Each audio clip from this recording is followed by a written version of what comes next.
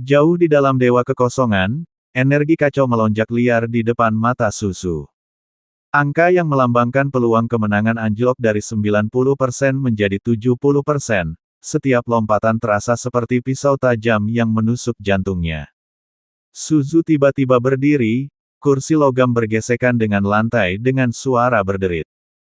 Di ruang komando yang kosong, dia menyeka keringat dingin dari dahinya, ujung jarinya gemetar, jejak aura kematian masih terasa. Perhitungan energi kacau tidak pernah salah, variabel 30% ini berarti bahwa beberapa kekuatan sedang bangkit dalam kebangkitan ilahi. Cukup untuk membalikkan rencana besar kekosongan. Dia menatap angka yang terus berkedip, napasnya menjadi berat.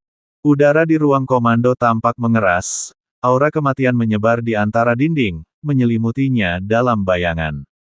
Dia melihat lagi kabut yang berputar, angka itu melonjak lagi, jatuh ke 60%. Telapak tangan Dewa Kekosongan menekan konsol komando yang dingin. Buku-buku jarinya memutih karena tekanan itu. Dia berputar, pandangannya menyapu sekelilingnya, mencoba menemukan jejak variabel itu. Namun, selain gejolak materi yang kacau, hanya ada keheningan yang mematikan. Ini bukan lagi sekadar kerusakan pertempuran, tetapi pertanda runtuhnya seluruh rencana. Dia harus bereaksi, atau semuanya akan lenyap menjadi ketiadaan. Penguasa Void menarik napas dalam-dalam. Dengan paksa menekan kegelisahan yang melonjak di dadanya, dia mengambil 2 keping giok dari meja. Kekuatan jiwanya, seperti banjir dari tanah yang putus asa, mengalir ke dalamnya, menyebabkan keping giok itu bersinar dengan cahaya yang menyilaukan. Dia tiba-tiba menghancurkan kepompong giok itu, mengirimkan 2 aliran cahaya menembus dinding ruang komando. Mereka melaju menuju garis pertempuran yang jauh. Pada saat itu, ultimatum terakhir juga merupakan pertaruhan terakhir bagi Void. Pada saat yang sama, di kedalaman Void, di selatan Sensi, Void yang tadinya damai tiba-tiba terdistorsi, dan celah spasial yang gelap gulita terbuka tanpa suara. Seolah terbelah paksa oleh pisau tajam, Xiao Yan melangkah keluar. Suedi menginjak riak kehampaan, dengan cepat mengamati sekelilingnya, alisnya berkerut, keheningan yang mencekik memenuhi udara. Reruntuhan kuil kuno yang pernah berdiri di sini, kini, bahkan jejak terakhir auranya telah sepenuhnya terhapus. Xiao Yan mengangkat tangan kanannya, nyala api samar berkumpul di ujung jarinya, fluktuasi energi di sekitarnya hampir tidak ada. Dia merasakan anomali ini, tinjunya perlahan mengepal. Urgensi situasi melonjak seperti gelombang pasang, dan tepat saat nyala api berkedip di ujung jari Xiao Yan, 2 aura yang familiar dengan cepat menyapu dari kedalaman kehampaan. Dia berputar, tatapannya seperti kilat, mengunci pada 2 sosok yang melesat di udara. Dalam interaksi cahaya dan bayangan, sosok Rancang dan Ye Feiyu secara bertahap mengeras. Kegembiraan reuni mereka belum sepenuhnya terungkap di wajah mereka, sebelum dipaksa ditekan oleh kegelapan yang pekat. Rancang mendarat dengan langkah yang sedikit goyah. Secara naluriah, ia menekan tangannya ke pinggang, noda merah gelap merembes melalui jari-jarinya, Ye Feiyu mengikuti di belakangnya. Matanya yang tadinya cerah kini merah padam, menatap tajam ke arah kekosongan di belakang Xiao Yan. Napasnya cepat dan tidak teratur. Ketiganya berkumpul di samping reruntuhan kuil kuno, udara hanya dipenuhi dengan napas terengah-engah. Xiao Yan memandang keduanya tanpa mengucapkan sepatah kata pun. Dia hanya melangkah maju dan meletakkan telapak tangannya di bahu Rancang. Namun, alis Rancang semakin berkerut. Dia mengangkat kepalanya, matanya menunjukkan kelelahan dan kecemasan yang tak tersian-sian. Kesuraman itu bukan berasal dari perjalanan panjang, tetapi dari keputusasaan yang tak terkatakan.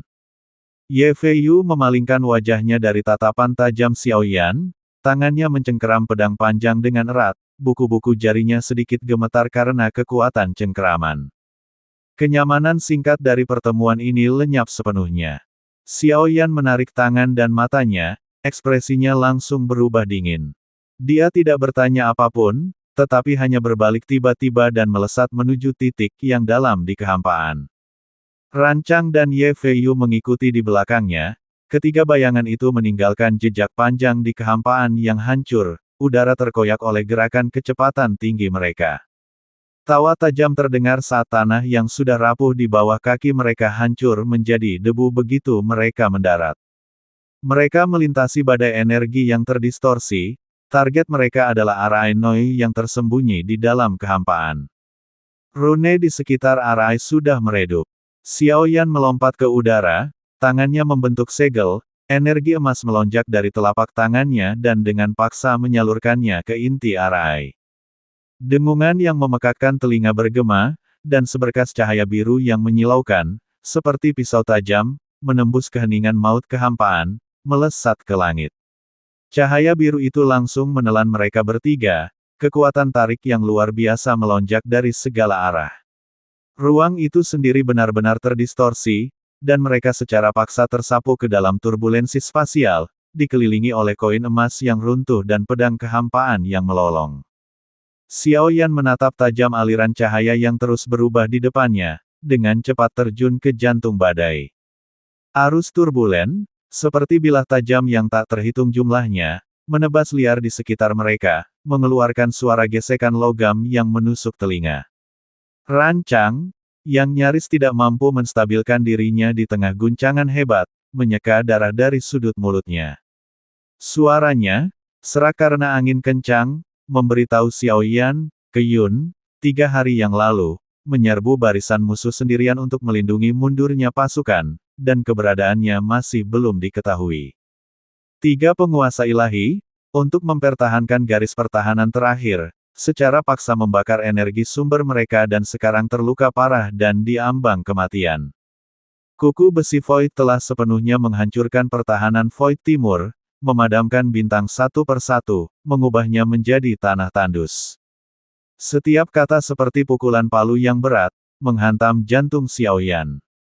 Tinjunya, yang tersembunyi di lengan bajunya, perlahan mengepal. Bahkan ruang di sekitarnya tampak runtuh di sekitar tinjunya. Napas Xiaoyan menjadi berat. Dia menatap tajam kekosongan kacau di ujung aliran yang bergejolak itu, amarah yang telah lama ditekan di hatinya seperti gunung berapi yang siap meletus. Dia tidak berbicara, tetapi dengan panik mencurahkan kekuatan jiwa alam tanpa harapan di dalam dirinya ke dalam susunan, secara paksa mempersingkat waktu tempuh, menggeser susunan, mengeluarkan raungan teredam, diikuti oleh getaran hebat, pilar cahaya hancur seketika menjadi titik-titik cahaya kecil yang tak terhitung jumlahnya. Xiaoyan menenangkan dirinya, lempengan susunan di bawah kakinya telah retak. Dia melangkah keluar dari susunan, langkah kaki Swedi di atas batu keras menghasilkan suara retakan yang tajam. Alam dewa kuno di hadapan mereka benar-benar tidak dapat dikenali. Kuil yang dulunya megah kini terikat erat oleh rantai rune yang padat, rantai-rantai itu berkilauan dengan cahaya yang menyeramkan, memutar dan mengubah bentuk seluruh struktur. Di bumi, retakan tanpa dasar menyebar liar seperti jaring laba-laba. Energi merah gelap mengalir perlahan melalui retakan seperti magma, mengikis bebatuan di sekitarnya menjadi arang dimanapun ia lewat. Bau darah hangus yang kuat dan memuakkan memenuhi udara, aura yang tertinggal akibat runtuhnya garis pertahanan terakhir Sensi dalam keputusasaan. Dengan setiap langkah yang diambil Xiaoyan ke depan, riak-riak halus muncul di ruang di bawah kakinya. Seolah-olah seluruh dunia bergetar di bawah kakinya. Keheningan yang mencekam dan mematikan ini membuat setiap inci udara terasa sangat berat, seolah-olah tangan tak terlihat mencekik leher dunia. Xiaoyan melewati pilar-pilar batu yang rusak, langsung menuju ke tengah kuil. Dengan setiap langkah, riak-riak yang terlihat menyebar keluar dari ruang di bawah kakinya. Dia berhenti, perlahan mengangkat kepalanya, tatapannya menembus lapisan rantai rune, mencapai kedalaman langit, di mana dua kekuatan yang sama sekali berbeda terlibat dalam perjuangan yang sunyi. Di satu sisi adalah sisa terakhir aura permaisuri, samar namun tangguh seperti bintang, berusaha menopang langit yang hancur.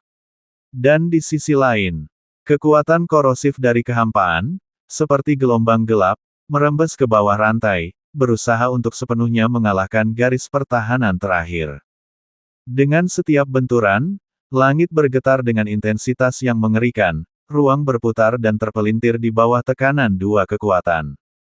Suara robekan terdengar seperti pecahan kaca. Pupil mata Xiaoyan memantulkan cahaya dan bayangan yang saling terkait. Dia dapat dengan jelas merasakan kekuatan korosif dengan cepat mengikis fondasi entitas magis tersebut. Ini bukan lagi perang sederhana, tetapi pertaruhan terakhir untuk bertahan hidup. Napas Xiaoyan menjadi sangat teratur.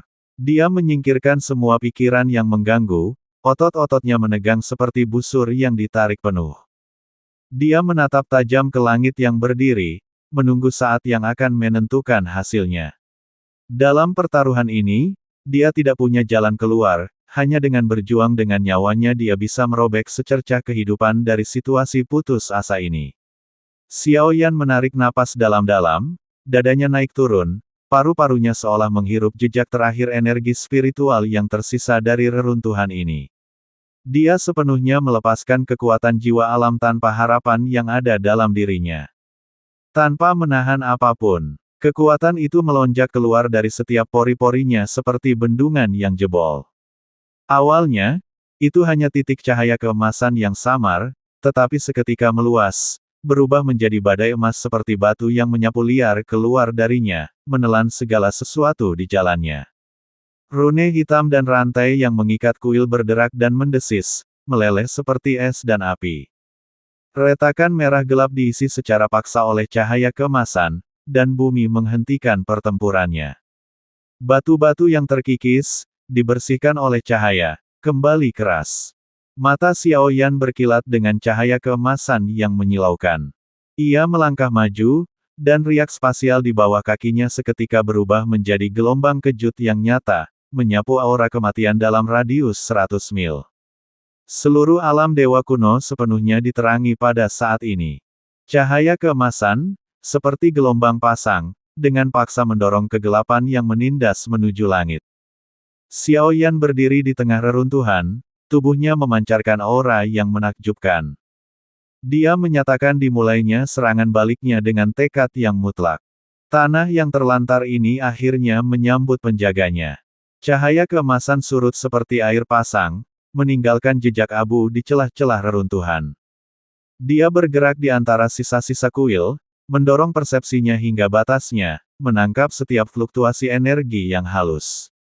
Tanah di bawah kakinya tidak lagi dingin, aura dewa-dewa kuno yang telah lama tertidur perlahan terbangun dari kedalaman bumi di bawah baptisan cahaya keemasan. Dia berhenti di depan sebuah altar yang rusak, ujung jarinya dengan lembut menyentuh kristal di tengahnya. Dalam sekejap, fragmen-fragmen ingatan kuno dan luas membanjiri pikirannya. Itu adalah susunan pertahanan terakhir alam dewa kuno, satu-satunya kunci untuk membalikkan keadaan pertempuran. Mata Xiaoyan yang tertutup rapat terbuka lebar, pupilnya memantulkan pola cahaya kompleks yang mengalir di dalam altar. Dia mencurahkan kekuatan jiwanya ke dalamnya, dan rune yang sebelumnya redup langsung menyala. Sinar keemasan memancar dari altar keluar, menghubungkan kembali bumi yang hancur seperti pembuluh darah. Ini bukan sekadar pemulihan sederhana, ini mengubah seluruh alam dewa kuno menjadi benteng perang kolosal. Xiaoyan mendongak ke langit, di mana langit yang dulunya rusak, kini ditopang oleh susunan tersebut, bersinar samar-samar dengan cahaya fajar. Dia mengepalkan tinjunya, merasakan niat bertempur yang bergejolak di dalam dirinya. Reruntuhan yang dulunya sunyi ini kini telah menjadi titik awal serangan balik. Dia melangkah ke kedalaman kehampaan, setiap langkahnya sekuat besi. Nasib sistem ilahi sedang dibentuk kembali dari ambang kehancuran, pertempuran ini baru saja dimulai.